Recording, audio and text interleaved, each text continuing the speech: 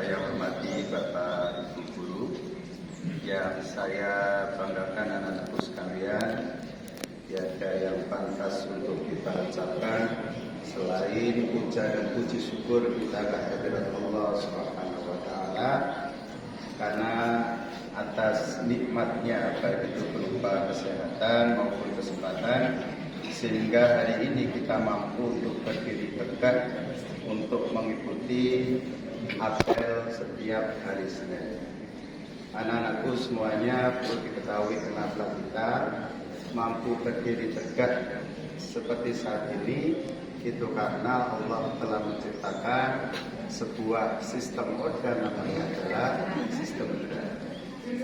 Jadi perlu diketahui karena adanya tulang dan otot itulah kita kemudian mampu untuk bersikap siap, kemudian mampu bersikap istirahat.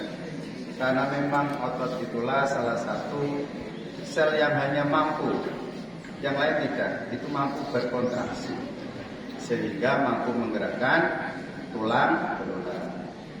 Dan yang penting lagi, kenapa otot itu mampu berkontraksi? Karena dia itu untuk berkontraksi membutuhkan sebuah energi, namanya adalah energi ATP atau atilen glikosal. Oleh sebab itu kemudian Allah menciptakan di dalam diri kita juga yang namanya sistem pencernaan. Sistem pencernaan dia yang kemudian diberi oleh Allah untuk menghancurkan setiap makanan yang kita makan, baik itu menghancurkan secara strukturnya maupun menghancurkan secara kandungan yang ada di dalam makanan. Oleh sebab itu kemudian makanan yang awalnya itu besar menjadi kecil, kandungan makanan seperti karbohidrat, protein, lemak itu kemudian menjadi kecil pula, sehingga kemudian mampu diserap oleh usus kita. Akhirnya diedarkan ke seluruh tubuh, ke sel-sel dan jaringan-jaringan. Sampai situ ternyata itu belum menghasilkan energi, maka kemudian Allah menciptakan lagi yang namanya sistem pernapasan. Sistem inilah yang menjadikan oksigen yang berlimpah di dunia ini mampu kita masukkan ke dalam tubuh kita. Dengan adanya oksigen inilah anak-anak sekalian, kemudian akhirnya terjadilah sebuah proses namanya adalah katabolisme. Dari proses inilah kemudian kita menghasilkan energi, dan energi inilah yang kemudian mampu kita beraktivitas. Beraktivitas apapun, mulai tidur sampai bangun, itu butuh yang namanya energi.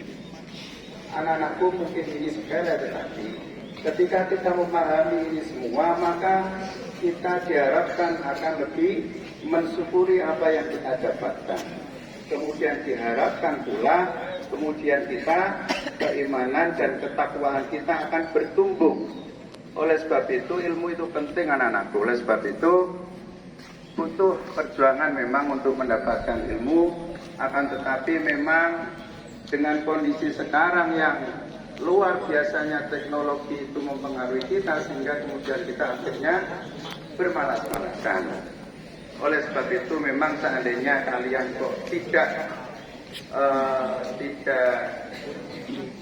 mungkin ilmu dianggap itu kurang penting karena semuanya ada di Google misalnya, paling tidak anak